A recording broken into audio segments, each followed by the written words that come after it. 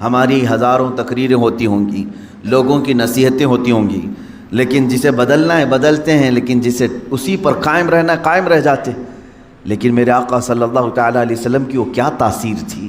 حضرت انس فرماتے ہیں میں چھوٹی عمر کا تھا، قہبہ خانے میں لوگوں کو شراب بھر کر کے دیتا تھا۔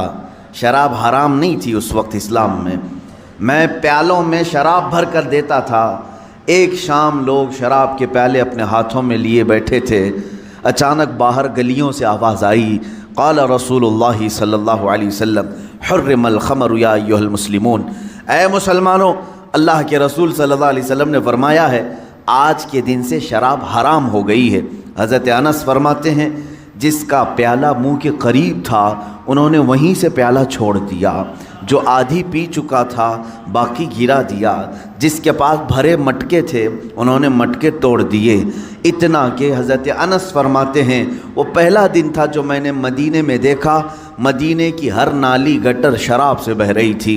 ایک اعلان آیا تھا میرے آقا کا، ہر گھر سے شراب کو اس طرح سے نکالا گیا جیسے کہ کوئی خبیث اور ناپاک چیز کو اپنے جسموں سے ہمیشہ کے لیے الگ کر دیا جائے۔ وہ دن تھا حضرت انس نے جو فرمایا اس شام سارے مٹکے ٹوٹ گئے، شراب تو بہی لیکن جس آلے میں شراب رکھی جاتی وہ آلے تک نہیں رکھے گئے، وہ پیالے تک نہیں رکھے گئے، شراب سب بہہ تو گئی۔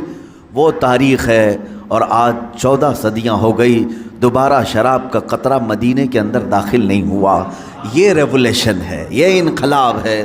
میرے آقا صلی اللہ تعالیٰ علیہ وسلم نے بدلا ہے، کسے بدلا ہے؟ جسم کو نہیں بلکہ روح کو بدل دیا ہے۔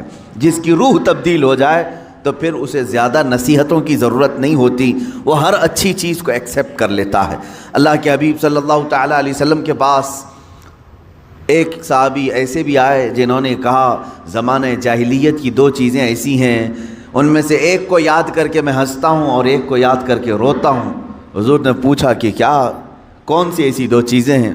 وہ کہتے ہیں ایک بات تو ایسی ہے کہ ہم آٹے کے بت بناتے تھے، اپنے ساتھ سفر میں رکھ کر کے چلتے تھے، عبادت کرتے تھے ان کی، اور اگر بھوک لگ جائے درمیانی راستے میں انہی بتوں کو ہم توڑ کے کھا بھی لیتے تھے، پکا لیتے تھے۔ یا رسول اللہ صلی اللہ علیہ وسلم آج اسلام میں آنے کے بعد مجھے زمانے جاہلیت کی اس بری رسم کو یاد کر کے ہنسی آ جاتی ہے۔ ہم کس قدر کم عقل تھے کہ اپنے ہاتھوں سے بنائے ہوئے آٹوں کے معبود رکھتے تھے اور انہی کو توڑ کے کھا بھی جاتے تھے۔ دوسری بات یہ ہے کہ جس بات کو یاد کر کے مجھے رونا آتا ہے، اے اللہ کے حبیب صلی اللہ علیہ وسلم، ہمارے معاشرے میں لڑکی کا پیدا ہونا عیب سمجھا جاتا تھا۔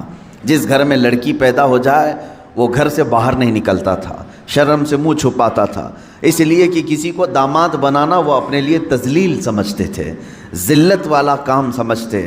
وہ صحابی کہتے ہیں اس ذلت کی وجہ سے، اس تذلیل آمیز لہجے کو جو معاشرے میں نے دیکھا ہے، اس کی بنیاد پر میں نے خود اپنے ہاتھ سے میری 6 بیٹیوں کو دفن کیا ہے۔ 6 بیٹیوں کو میں نے زندہ قبر کے اندر دفن کیا ہے۔ 5 تو ایسی تھی کہ پیدا ہوتے ہی دفن ہو گئی، 6ٹھی ایسی کہ میری غیر موجودگی میں پیدا ہوئی، کچھ بڑی ہو گئی، اس کی ماں نے دفن نہیں کیا تھا، چھپا رکھ لیا تھا، لیکن بعد میں جب مجھے خبر ہو گئی تو وہ کچھ آواز نکالنے کے قابل ہو گئی تھی، بات کرنے کے قابل ہو گئی تھی۔ اس زمانے کی جہالت کی غیرت نے مجھے گوارا نہیں کیا کہ میں سارے لوگوں کے درمیان لڑکی کو پالوں، اس لیے کہ لڑکی کا ہونا وہاں عیب تھا۔ اے اللہ کے رسول، میں اس ننھی سی بچی کو جو بولتی بھی تھی میں لے کر گیا وہیں پر جہاں بچیوں کو دفن کیا جاتا تھا، اپنے ہاتھ سے میں نے گڑھا کھودا اور اس بچی کو میں نے گڑھے میں ڈال دیا۔ وہ پکارتی رہی، اس کی چیخیں آج بھی سنائی دیتی ہیں، لیکن میں نے اس کے اوپر بہت سارے ڈھیلے ڈال دیے، پتھر ڈال دیے، مٹی سے بند کر دیا۔ اخیر وقت تک اس کی آواز مجھے آتی رہی، لیکن اس کے بعد اللہ نے آپ کے ذریعے سے احسان کیا کہ مجھے دولت اسلام عطا کیا، دولت ایمان عطا کیا۔ اے اللہ کے نبی، میں اپنی جہالت کی اس پرانی رسم کو یاد کر کے کبھی روتا ہوں، میں کیسا کٹھور باپ تھا کہ اپنے گود میں پیدا ہونے والی بچی جس کا گلا گھونٹ کر کے ہم نے خود قبر میں دفن کیا ہے، اے رسول گرامی وقار صلی اللہ تعالیٰ علیہ وسلم، آپ کی بدولت اللہ نے ہماری روحوں میں تبدیلی عطا کی۔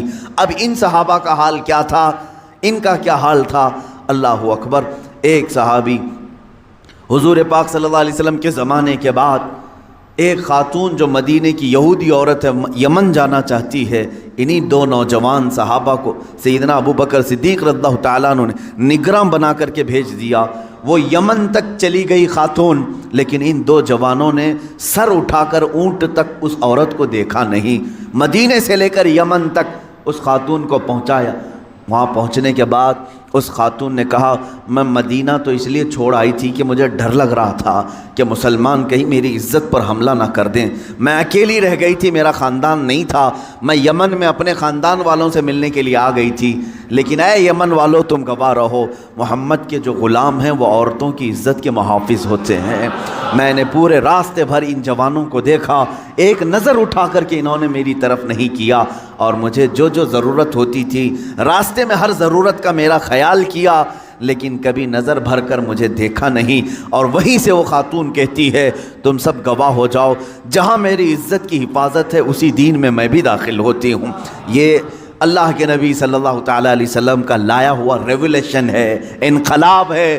میں چیلنج کرتا ہوں، پوری دنیا میں کوئی ایسی شخصیت نہ آ سکی جو اتنا بڑا انقلاب لائی ہو۔ مدینہ طیبہ میں آئے ہیں حضور اکرم صلی اللہ تعالیٰ علیہ وسلم، جب چند سو کی تعداد تھی، 200 کے قریب مسلمان تھے، لیکن 10 سال کے اندر، 10.5 سال کے اندر وہ رسول پاک صلی اللہ تعالیٰ علیہ وسلم نے انسانوں کا ایک ایسا سمندر جمع کیا، ایسا سمندر جمع کیا جن میں سے ہر ایک آسمان کا مہ کامل بن کر نکلا ہے۔ ہر ایک صحابی اپنی جگہ پر عظمت والا ہے۔ خود میرے آقا نے فرمایا، اصحابی کالنجوم بأیہم اقتدیتم اہتدیتم، میرے سارے صحابہ ستاروں کی طرح ہیں، تم جس کی پیروی کرو گے ہدایت پا جاؤ گے۔ اس لیے کہ میں اس ریولیشن کی بات کر رہا ہوں، ہم پڑھا رہے ہیں، کوئی ٹیچر ہوگا، کوئی پروفیسر ہوگا، کوئی دوسرا عالم دین ہوگا، اس نے پڑھایا ہوگا، شاگرد بنائے ہوں گے، لیکن سارے شاگردوں میں 4-5 پر وہ فخر کر سکتا ہے، 10-12 پر فخر کر سکتا ہے۔ میرے اتنے سارے شاگردوں میں چند لائق نکلے ہیں، یہ اتنے اچھے ہیں کہ ان کے ذریعے سے کام ہو سکتا ہے۔ دنیا کا کوئی بھی استاد پروفیسر لے، اس کے شاگردوں میں چند ماہر نکل سکتے ہیں، چند قابل نکل سکتے ہیں، لیکن دنیا کا تنہا وہ استاد محمد الرسول اللہ ہے صلی اللہ تعالیٰ علیہ وسلم، جن کے ہر شاگرد کو آسمان کا ستارہ ہونے کی اللہ کے رسول نے خود بشارت عطا کی ہے۔ ان میں سے ہر ایک مشعل ہدایت ہے۔ ان میں سے ہر ایک کتنے ہیں؟ وہ 10.5 سال کے اندر جو 200 صحابہ کی موجودگی میں آئے رسول تھے، 200 صحابہ کی موجودگی میں آنے والے وہ رسول جب وفات ہو رہی ہے میرے آقا کی، اس وقت 1,20,000 صحابہ موجود ہیں۔ 1,20,000 کے دلوں کے اندر موجیں مارتا ہوا عشق رسول کا سمندر ہے۔ رسول پاک پر جان فدا کرنے والے جذبے 1-2 کے اندر نہیں، 1,20,000 کے اندر ہے۔ میں پوچھتا ہوں وہ ریولیشن کیسا تھا، وہ انقلاب کیسا تھا؟ اللہ تعالی ہماری زبانوں میں وہ اثر دے کہ ہم روحوں کو تبدیل کر سکیں۔ جسم بدلنے والی جماعتیں بہت آئیں، جسم کو تبدیل کرنے والی بہت ساری تنظیمیں آئیں۔ اے اللہ ہمارے درمیان وہ کوئی قائد بھیج، ایسا کوئی شیخ ہو جو میرے چہرے کو نہیں میرے دل کو تبدیل کر دے۔ ہمیشہ دعا بھی یہی کرتے رہو، اس لیے کہ آج زمانہ فتن کا ایسا ہے کہ لوگ تمہیں ہر طرح سے اوپر سے بدل کر کے رکھ سکتے ہیں۔ ظاہر سی بات ہے، ڈسپلن کے اعتبار سے ہمارے سب کے کپڑے ایک ہو سکتے ہیں، ٹوپیاں ایک ہو سکتی ہیں، جوتے ایک ہو سکتے ہیں، ہم ظاہری زیب و زینت کو سنوار تو سکتے ہیں۔ دنیا میں ہر سوسائٹی، تنظیم، کمیٹیاں، تحریکیں، تنظیمیں یہ سب کر سکتی ہیں، لیکن شاید و باید کوئی ایسا ہوگا جو رسول پاک کی درسگاہ کا پروردہ ہوگا، وہاں کا پلا ہوا ہوگا۔ وہ جسم ہو سکتا ہے نہ بدلے، لیکن روح کو دل سے بدل دیتا ہے۔ اس لیے کہ میرے آقا کے پاس پڑھنے والے، بیٹھنے والے صحابہ میں کچھ ایسے تھے جن کے پاس صرف ایک کپڑا ہے، تہبند ہے، صرف ایک تہبند ہے، اوپر اوڑھنے کے لیے چادر تک نہیں۔ کچھ صحابہ وہ ہیں جن کے پاس 2 لباس ہیں، سلے ہوئے نہیں، بغیر سلے ہوئے، جس طرح احرام ہوتا ہے۔ لیکن کیا ہمارے یہ قیمتی جبے اور ہماری شیروانیاں ان کی ایک تہبند کے برابر ہو سکتی ہیں؟ ان کے چادر تک ہم پہنچ سکتے ہیں؟ وہ سادے لباس میں ہی رہے، اس لیے کہ میرے آقا صلی اللہ تعالیٰ علیہ وسلم نے جو ریولیشن، جو انقلاب لایا، وہ کپڑوں کا انقلاب نہیں تھا، وہ روح کا انقلاب تھا، روح کا انقلاب تھا۔ آپ دیکھیں 3 دن میں ایک مرتبہ ایک کھجور کی گٹلی چوس کر رہنے والے ابو ہریرہ جب رسول پاک کی بارگاہ سے نکلتے ہیں، علم کا اتنا ذخیرہ کہ آج شریعت اسلامیہ کے 80 لاکھ کے قریب مسائل حضرت ابو ہریرہ سے روایت کیے ہوئے ہیں، حدیثیں ان سے روایت کی ہوئی ہیں۔ وہ اپنا گھر بار چھوڑ کر کے آنے والے ایک صحابی رسول، حضور کے ایک شاگرد کا یہ حال ہے۔ عبداللہ ابن عباس رضی اللہ تعالیٰ چھوٹی عمر کے ہیں، ابھی حضور کو زیادہ زمانہ انہوں نے نہیں پایا، بچپن میں حضور پاک صلی اللہ تعالیٰ علیہ وسلم کے پاس رہے۔ آپ کی عمر غالباً 12-13 سال تھی جب حضور وفات پا چکے تھے۔ 13 سال کا یہ شاگرد، لیکن جب قرآن اٹھاتے ہیں تو کہتے ہیں اے لوگو، قرآن کا اللہ نے مجھے اتنا علم دیا ہے کہ اگر میرے اونٹ کے گلے کی رسی بھی گم ہو جائے میں قرآن سے تلاش کر سکتا ہوں، میں قرآن سے ڈھونڈ سکتا ہوں۔ اللہ رب العزت نے علم کا سمندر عطا کیا۔ 13 سال کی شاگرد کے اندر علم کا وہ سمندر، اور حیدر کرار کی بات نہ پوچھو۔ مولا علی کرم اللہ وجہہ الکریم حضور پاک کے وہ پروردہ ہیں، قرآن پاک تو دور کی بات، حضرت علی کرم اللہ وجہہ الکریم فرماتے صرف اگر میں سورہ فاتحہ کی تفسیر لکھوں تو تفسیر اتنی زیادہ ہو جائے گی کہ 70 اونٹوں کو بوجھل کرنا پڑ جائے، 70 اونٹوں پر یہ تفسیر رکھنی پڑے، ایک سورہ فاتحہ کی تفسیر۔ وہ رسول پاک صلی اللہ تعالیٰ علیہ وسلم نے علم کے کون سے ذخیرے ان کے سامنے کھولے تھے، کون سے خزانے کھولے تھے۔ آج افسوس اسی بات کا، آج کی میلاد میں یہ کہنا چاہوں گا، بڑے افسوس کے ساتھ میں کہتا ہوں، اس رسول پاک کا سب سے بڑا انقلاب علم کا انقلاب تھا، لیکن 14 صدیوں کے بعد سب سے زیادہ جاہل اسی رسول کی امت نظر آ رہی ہے، سب سے زیادہ بے پڑھی لکھی یہی قوم نظر آتی ہے۔ ان پڑھوں میں ہمارا شمار، نہ لکھنے والوں میں ہمارا شمار، اکثر تھمب امپریشن والے بہت ہمارے درمیان۔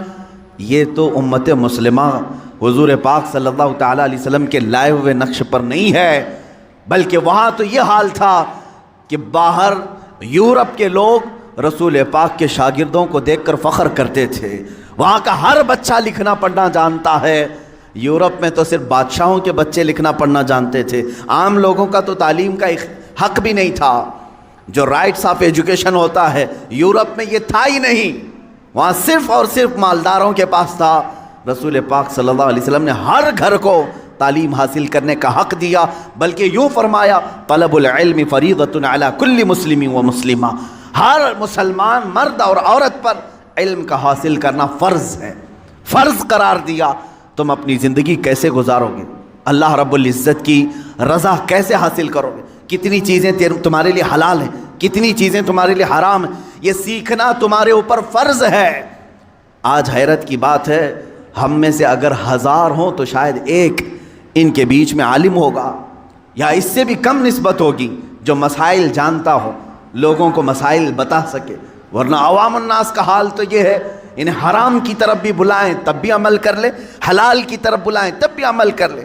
حاطب اللیل اس کو کہا گیا ہے، رات میں لکڑیاں جمع کرنے والے کی مثال جاہل کی ہے، جاہل آدمی رات کو لکڑیاں جمع کرنے والے کی طرح ہے۔ حدیث پاک میں ملتا ہے، کیوں؟ رات میں ٹوکرا لے کر جو لکڑیاں جمع کرتا ہے اسے دکھتا تو کچھ نہیں، لکڑیاں بھی رکھتا ہے، کنکر بھی، پتھر بھی، جو ہاتھ میں آئے گوبر بھی، سب ڈال لے گا اپنے ٹوکرے میں، اسے پتہ ہی نہیں ہے کیا جمع کر رہا ہے۔ جاہل کی مثال ایسی ہے، حلال بھی کرے گا، حرام بھی کرے گا، واجب بھی کرے گا، مکروہ بھی کرے گا، سب کچھ کر جائے گا، اسے پتہ ہی نہیں ہے۔ جہالت اسلام کے لیے سب سے بڑا داغ ہے، اس لیے آپ دیکھتے ہیں کبھی حضور صلی اللہ تعالیٰ علیہ وسلم کے زمانے کے بعد کے زمانے کو دور اسلام کہتے ہیں، اور اس سے پہلے والے زمانے کو دور جہالت کہتے ہیں۔ اسلام کا اپوزٹ ہے دور جہالت، ہونا تو یہ چاہیے کہ اسلام سے پہلے کفر ہو، اسلام کا اپوزٹ تو کفر ہے، لیکن یہاں اتنا اپوز کیا گیا ہے جہالت کو کہ اسلام کا اگر سب سے بڑا اپوزٹ کچھ ہے تو جہالت ہے، نہ جاننا، علم کا نہ ہونا یہ اسلام کا بالکل اپوزٹ ہے. اس اپوزٹ کو تم اپنے سینوں میں پال کر رکھے ہو. آج بچوں کو تعلیم سے دور رکھنا، اپنے گھروں کو علمی ماحول سے دور رکھنا، یہی تو ایک وجہ ہے کہ جو ہمارے معاشرے میں آتا ہے اپنا رنگ جمانے کی کوشش کرتا ہے اور جم بھی جاتا ہے. وجہ صرف اور صرف یہ جہالت. اگر تم شریعت مصطفیٰ صلی اللہ تعالیٰ علیہ وسلم کے علم سے بہرہ مند ہو، آج کون سی چیز ایسی ہے جو تمہیں علم حاصل کرنے سے روکتی؟ کون سی چیز ہے؟ اگر تم شکایت کرتے ہو مدرسے نہیں ہیں، اگر تم شکایت کرتے ہو علماء نہیں ہیں، اگر تم شکایت کرتے ہو استاد نہیں ہیں، تم سب کے ہاتھوں میں آج موبائل انٹرنیٹ کے ساتھ آیا ہوا ہے. اس میں ساری کی ساری کتابیں اسلامی موجود ہیں، قرآن کی ساری تفاسیر ہیں، حدیث کی ساری کتابیں ہیں. اور اگر تم کہو کہ عربی نہ سمجھ میں آئے، ٹرانسلیٹڈ چیزیں موجود ہیں. خود میرے عزیزو، ہمارے پاس جو لائبریری ہے، ایک چھوٹا سا ایپ ہوگا، 32,000 کتابیں ایک موبائل میں لے کے ہم چلتے ہیں. جب ضرورت ہو کتاب کھولی، پڑھ لیا. زمانہ اتنا عروج پر آ چکا. یاد رکھنا کل قیامت کے دن اس زمانے کا کوئی آدمی اللہ کے پاس بہانہ نہیں کر سکے گا، عذر نہیں پیش کر سکے گا. اے اللہ، میں ایسے ماحول میں تھا کہ کوئی استاد ہی نہیں ملا. اے رب، میں ایسے ماحول میں تھا کہ کوئی عالم ہی نہیں آیا. تم تو عذر نہیں کر سکو گے. کم سے کم یہ بات یاد رکھو، پکڑ ہوگی. کیونکہ رب تبارک و تعالیٰ یہ فرمائے گا، میں نے تو اپنا رسول بھیجا تھا اس لیے کہ علم عام ہو. تم نے تو علم کے سارے دروازے بند کر لیے، سارے دروازے بند کر لیے. عزیزان گرامی وقار، اس ریولوشن کی میں بات کر رہا ہوں جو علمی انقلاب تھا، روحانی انقلاب تھا. اب ایک بات اور، جب لائٹ آ جاتی ہے تو بہت ساری چیزیں دکھنے لگتی ہیں. لائٹ بند ہو تو پتہ نہیں چلتا کہ دیوار پہ کیا ہے، زمین پہ کیا ہے، چھت پہ کیا ہے. لائٹ روشن کرو، ہر جگہ نظر آنے لگی. اسی طرح کہا گیا العلم نور، علم روشنی ہے. جس انسان کے اندر آ جائے تو پھر اسے سب خرابیاں سامنے نظر آتی ہیں. حرام کیا ہے، کفر کیا ہے، شرک کیا ہے، غلاظت کیا ہے. علم کی روشنی میں وہ بندہ دیکھ سکتا ہے، اور جاہل اندھیرے میں ہاتھ پیر چلاتا رہتا ہے. کتنی خرافات ہمارے معاشرے میں آئی ہے صرف جہالت کی وجہ سے. دیکھا دیکھی ہم نے بہت ساری چیزوں کو ایکسیپٹ کر لیا ہے، اس کے پیچھے چل رہے ہیں. تقلید، جس کو اندھی تقلید کہتے ہیں. ہم کسی کے بھی پیچھے چل پڑتے ہیں. اس کی وجہ کیا ہے؟ جہالت. اللہ کے نبی صلی اللہ تعالیٰ علیہ وسلم اسی چیز کو ختم کرنے کے لیے تشریف لائے تھے. میں نے شروع میں اپنے تقریر کے یہی عرض کیا کہ ایک عرب نے آدمی کا بول بالا کر دیا، خاک کے ذروں کو ہمدوش ثریا کر دیا. ظاہر سی بات ہے، بتوں کی پوجا کرنے والوں کو بتوں سے آزادی دلا کر ایک خدا کی طرف لانا معمولی بات نہیں. لیکن رسول پاک نے یہ کام علم کے ذریعے فرمایا. علم کے ذریعے جب بندے کے پاس علم ہو تو آپ اس سے ڈیبیٹ کر سکتے ہیں. جاہلوں سے کیا مناظرہ ہوگا؟ جاہلوں سے کیا ڈیبیٹ ہو سکتا ہے؟ وہ اپنی ہی ہانکتا رہے گا. لیکن جس کے پاس علم آ جائے وہ دلیلوں کو سمجھتا بھی ہے اور دلیلوں کو ایکسیپٹ بھی کرتا ہے. حضور پاک صلی اللہ تعالیٰ علیہ وسلم نے سب سے پہلے قرآن کے علم کو عام کیا. جب وہاں مکہ والے اور مدینے والے اس علم کو دیکھ رہے تھے جو رسول پاک کی زبان سے نکل رہا تھا، تب انہوں نے رسول پاک کی دلیلوں کو بھی ایکسیپٹ کیا ہے. میرے عزیزو، اتنی آسانی سے سب اسلام میں نہیں آئے. بعض وہ صحابہ ہیں جو آمنا صدقنا کہہ کر آ گئے، لیکن اکثر تو ایسے ہیں جنہوں نے جانچا، پرکھا، امتحانات لیے کہ حقیقت میں ہے بھی کہ نہیں. برسوں سے تو پوجا چل رہی ہے، ماں باپ دادا دادی سب کر رہے تھے. انہوں نے اگر آج انکار کیا ہے تو دلیل تو دے کے پوچھیں. حضور پاک صلی اللہ تعالیٰ علیہ وسلم کے پاس ڈیبیٹ کے لیے کئی لوگ آئے. آپ ایک خدا کی طرف بلا رہے ہیں، ہمارے خداؤں کا کیا برا ہے، ان کے یہاں کیا ہے؟ حضور پاک صلی اللہ تعالیٰ علیہ وسلم نے علمی انداز میں ان کی اصلاح کی ہے. کیسے؟ بعض مقامات پر اپنے معجزوں کے ذریعے، بعض مقامات پر اپنے عقلی دلائل کے ذریعے حضور پاک صلی اللہ تعالیٰ علیہ وسلم نے انہیں سمجھایا اور انہوں نے ایکسیپٹ کیا. آج اسی بات کی ضرورت ہے. جب تم علم سے کورے ہو تو دوسرے کو کیا اسلام دے سکو گے؟ دوسرے کو اسلام کی طرف کیسے بلا سکو گے؟ ہمارے ہاں اکثر لوگوں کے ہاں مٹکے خالی ہیں، گھڑے خالی ہیں، اور جو دشمن اسلام ہے وہ سمجھتا ہے ان کی زبانوں سے صرف جہالت نکلے گی اور کچھ نہیں. علمی طریقے سے رد ہو تو آج بھی دلائل کے سامنے دنیا مجبور نظر آئے گی، مجبور ہوگی۔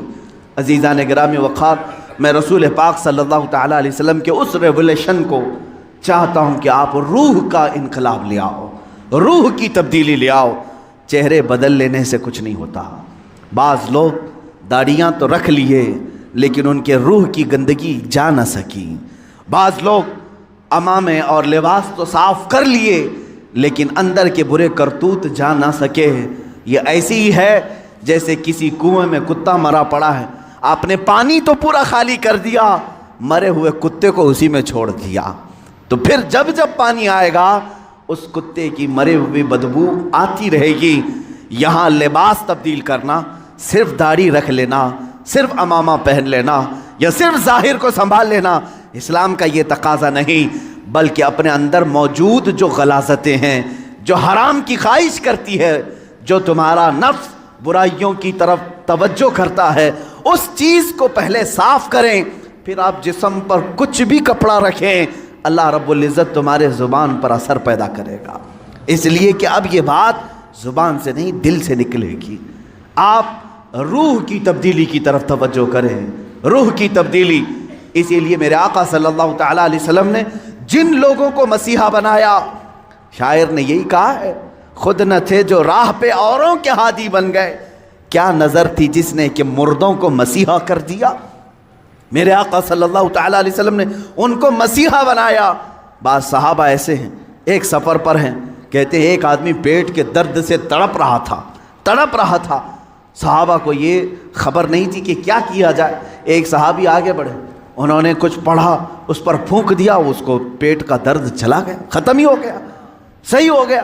سارے صحابہ نے پوچھا کہ تو کیا حکیم ہے، تو کیا معالج ہے، طبیب ہے، کیا کیا تو نے؟ اس صحابی نے کہا مجھے کچھ سمجھ میں نہیں آ رہا تھا، یہ بڑی تکلیف میں تھا، جس کے ہاں یہ لوگ مہمان تھے، میں نے سورہ فاتحہ کی تلاوت کی اور اس پر پھونک دیا، اس کا پیٹ صحیح ہو گیا۔ لیکن صحابہ ہر چیز کو اس طرح سے نہیں لے لیتے تھے۔ سارے صحابہ ان کے اوپر جرح کرنے لگے، یہ کام کیا تجھے رسول اللہ نے کرنے کا حکم دیا تھا یا خود سے کیا؟ اس صحابی نے کہا نہیں، حضور نے تو ایسا کچھ کہا نہیں، میں نے خود کیا۔ پکڑ کر لے چلے حضور کی بارگاہ میں۔ کیا قرآن کی آیتیں پڑھ کر کسی پر پھونک مار سکتے ہیں کہ نہیں؟ یہیں سے اس حدیث سے ہی ثابت ہوتا ہے کہ ہم جو بزرگان دین کے پاس دم کرانے کے لیے جاتے ہیں، وہ صحابہ آئے، کہا اے اللہ کے نبی صلی اللہ علیہ وسلم، آپ کے اس صحابی نے آج ایک عجیب و غریب عمل کیا۔ کہا کیا کیا؟ ایک شخص کا پیٹ شدت سے درد کر رہا تھا، انہوں نے سورہ فاتحہ پڑھ کر کے اس پر دم کر دیا۔ حضور مسکرائے اور فرمایا کیا تمہیں معلوم نہیں سورہ فاتحہ کا ایک نام سورہ شفا بھی ہے؟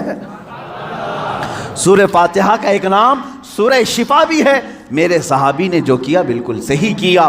عزیزان گرامی وقار، سورہ فاتحہ آپ بھی پڑھے ہیں، بہت سارے لوگ پڑھیں، پھونک ماریں، کتنوں کا درد جائے گا۔ یہاں کیا ہے؟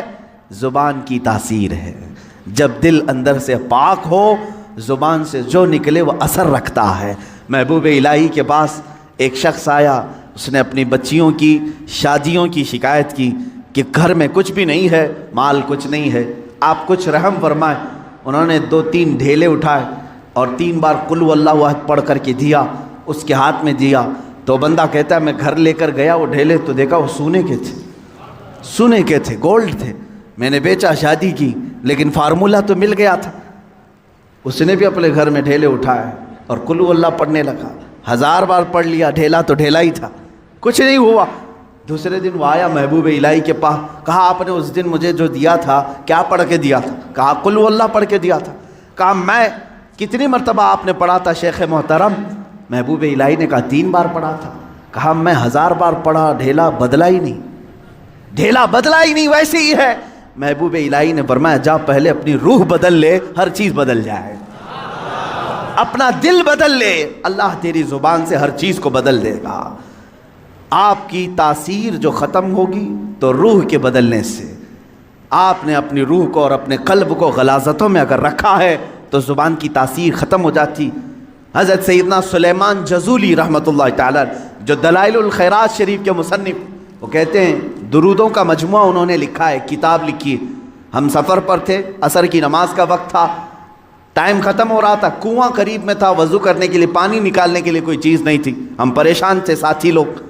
ایک چھوٹی سی 10 سال کی بچی آئی، اس سے کہا بیٹا تمہارا گھر قریب ہے تو بکیٹ کچھ لے آؤ، ڈول لے آؤ، پانی نکال کر ہم وضو کرنا چاہتے ہیں۔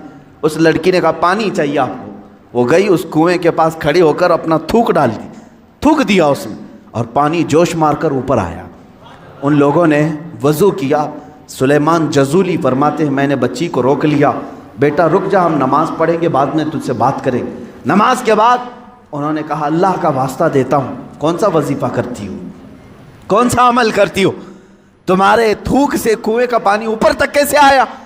وہ بچی کیا کہتی ہے، کوئی وظیفہ نہیں، میرے باپ نیک ہیں، انہوں نے صرف اتنی تربیت کی ہے کہ بیٹا جھوٹ کبھی نہیں بولنا، حرام کبھی نہیں کھانا، جھوٹ کبھی نہ بولنا، حرام کبھی نہ کھانا، ان دو چیزوں پر ہمارا عمل ہے۔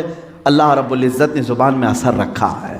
عزیزان گرامی، یہ کرامات کی دنیا ہے، لیکن میں آپ سے یہ کہوں گا کرامات بعض اولیاء کو دی گئی ہیں، ہر ایک کے لیے نہیں، لیکن تمہارے لیے سب سے بڑی کرامت یہ ہے کہ کنویں کا پانی باہر آ جائے، سمندر کا پانی ہٹ جائے، یہ کرامات الگ ہیں۔ میں کہتا ہوں ایک مومن کے لیے سب سے بڑی کرامت یہ ہے تم ادھر سے زبان سے ایک کلمہ بولو، سامنے والے کا دل بدل جائے، اس کے دل میں انقلاب آ جائے، یہ تمہاری کرامت ہے، یہ تمہاری کرامت۔ لیکن کب ہوگا؟ جب تم خود اپنے آپ کو بدلنے کی سوچو۔ خدا نے آج تک اس قوم کی حالت نہیں بدلی، نہ ہو فکر جس قوم کو خود اپنی حالت بدلنے